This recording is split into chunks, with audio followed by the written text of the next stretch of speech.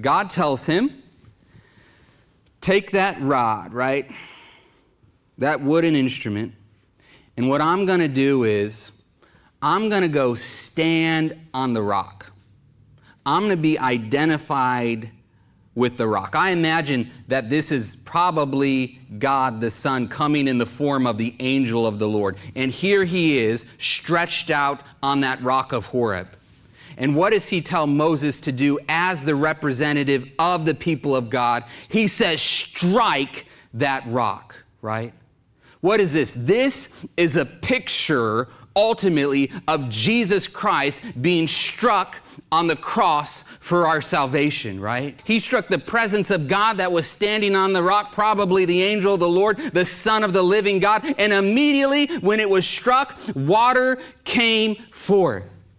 You know what's interesting about John's gospel and the crucifixion event is that while all four gospels talk in detail about the crucifixion, it is only John who records what happens after Jesus dies. Remember what he says? He says that one of the soldiers come up to Jesus and they strike his side. Remember that? And what does it say? It says that water and blood poured forth.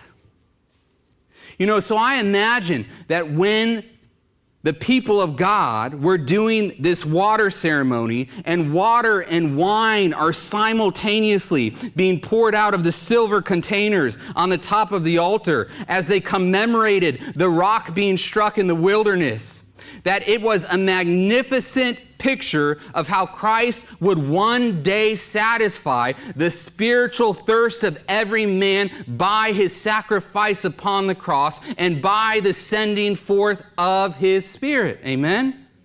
This is where we are satisfied. We are satisfied when we get at the foot of the cross and when we receive the water and wine of the Lord. When we receive his precious blood, which is our redemption, and when we receive the gift of his Spirit, which is really his empowerment for new life.